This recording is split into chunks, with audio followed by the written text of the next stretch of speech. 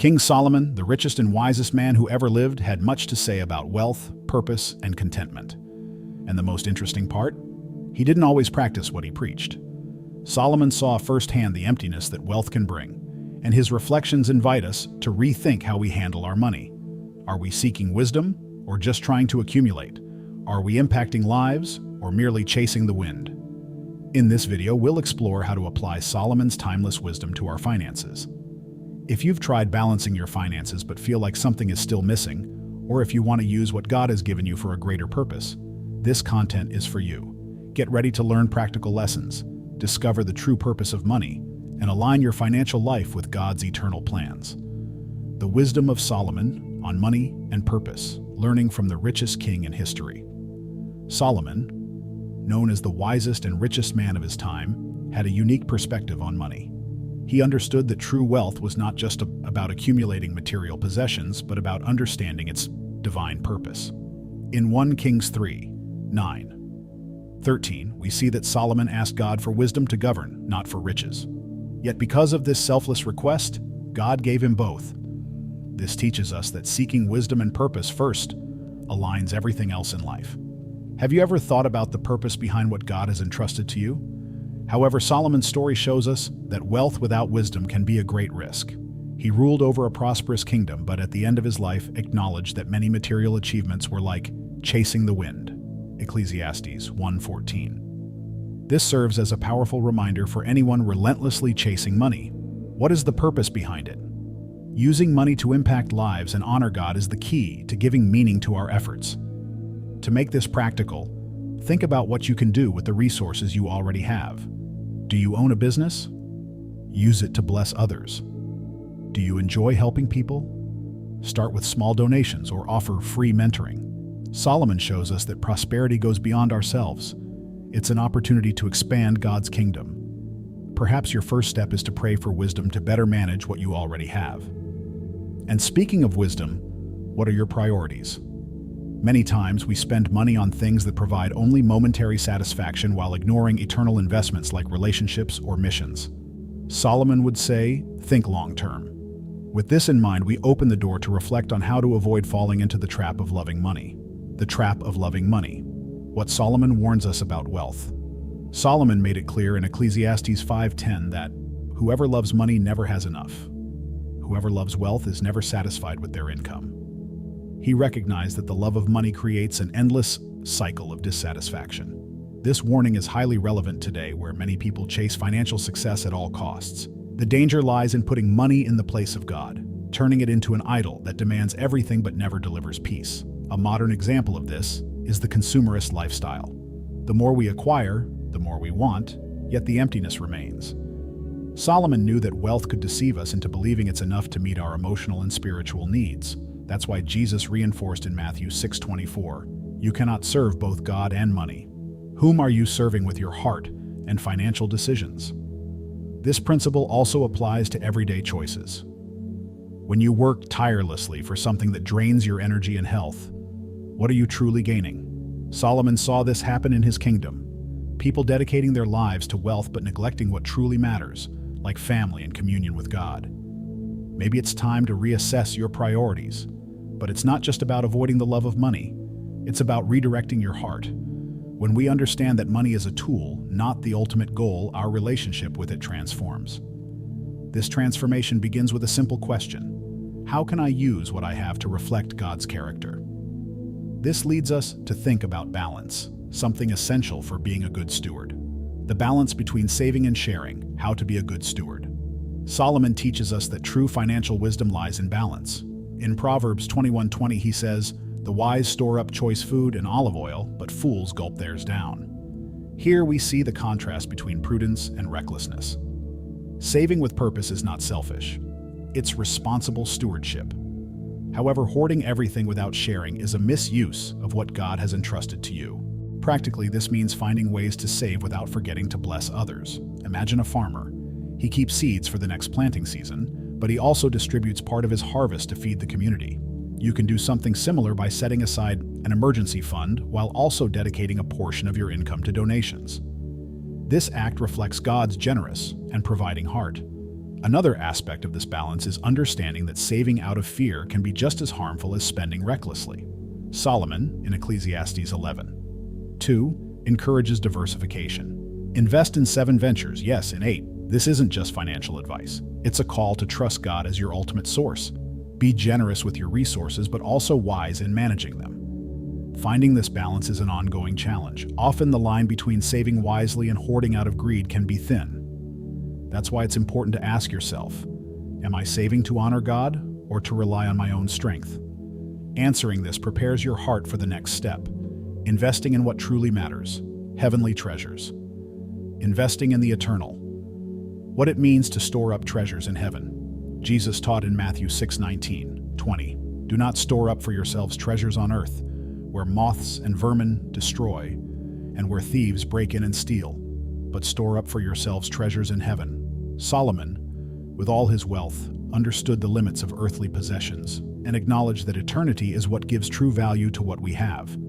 Investing in the eternal means using resources for purposes that glorify God and leave a lasting impact. This principle can be seen in simple yet powerful practices. For example, supporting missions, helping those in need, or contributing to projects that spread the gospel. Every action like this is a seed sown for eternal rewards. Remember the poor widow who gave 2 small coins. Jesus said she gave more than all the wealthy because her heart was aligned with God's will. Mark 12:41-44. Your eternal impact doesn't depend on the amount you give, but on the intention behind it. The concept of treasures in heaven also challenges how we measure success. Often we are tempted to define our worth by bank balances or material achievements. Yet Solomon reminds us in Ecclesiastes 2:11 that such things are ultimately meaningless without an eternal purpose. By realigning our priorities, we find that our greatest wealth lies in reflecting God's goodness through our financial choices. Investing in the eternal is more than just giving. It's living with a mindset that places God at the center. This means evaluating how we spend our time, energy, and money. When we live this way, we find contentment and purpose. But how can we apply this practically to our daily decisions? To answer that, we turn to the practical teachings of Proverbs on work and generosity.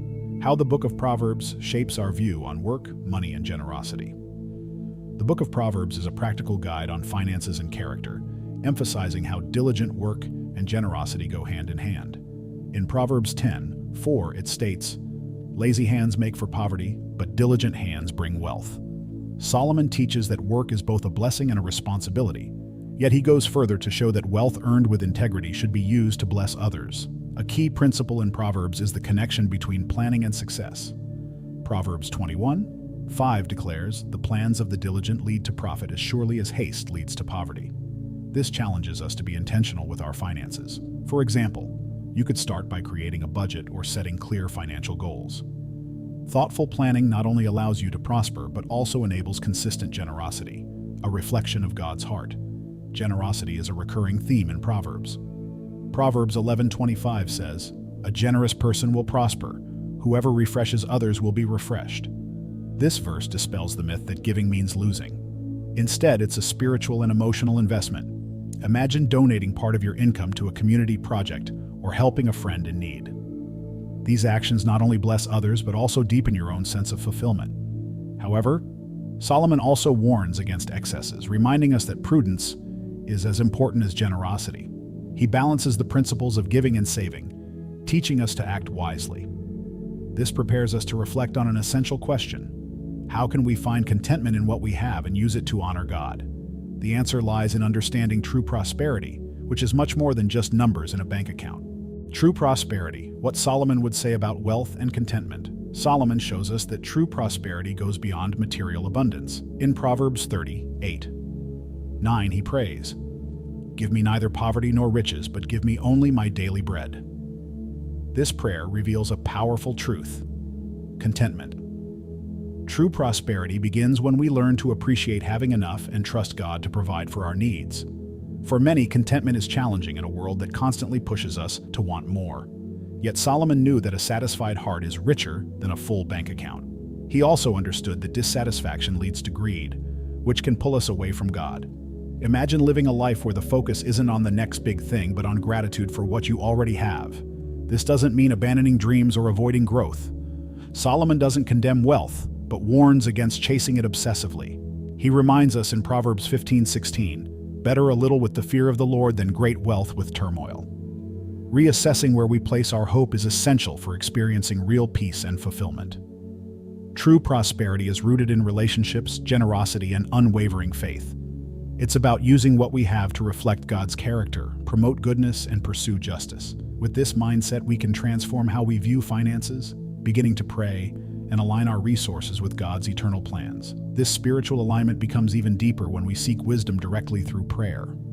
Prayer is the key to aligning our hearts and finances with God's purpose. When Solomon prayed for wisdom in 1 Kings 3:9, he acknowledged his complete dependence on the Lord.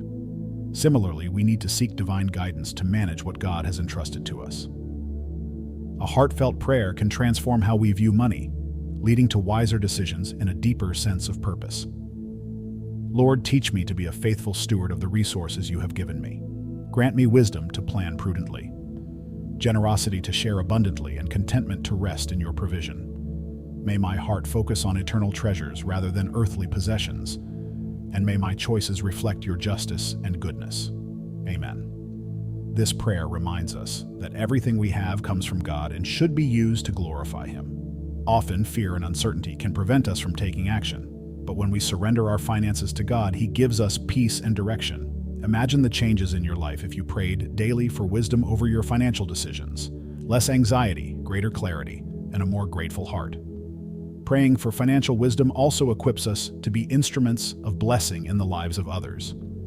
God entrusts us with resources not only to meet our own needs, but to be a light to the world. This principle ties our relationship with money to our mission of making an eternal impact. And with this understanding, we conclude the reflections, ready to act on these teachings and experience transformation. Now that you've learned Solomon's wisdom on managing your finances, how will this change your life? Will you continue to see money as an end in itself, or as a powerful tool to honor God and impact the lives of others? Think about the opportunities God is placing before you to use what you have more meaningfully. Write in the comments, "My generosity will lead to my prosperity." What will be your next step? Perhaps it's reviewing your budget, prioritizing generosity, or seeking more knowledge about finances in light of the Bible. Don't let this learning go to waste. Start today. Remember, it's not about how much you have, but how you use what God has given you for His glory. If this message spoke to your heart, subscribe to the channel and activate notifications to continue receiving transformational content. Together, we will discover what it means to live according to God's eternal principles. Share this video with someone who needs this message and begin making a true change.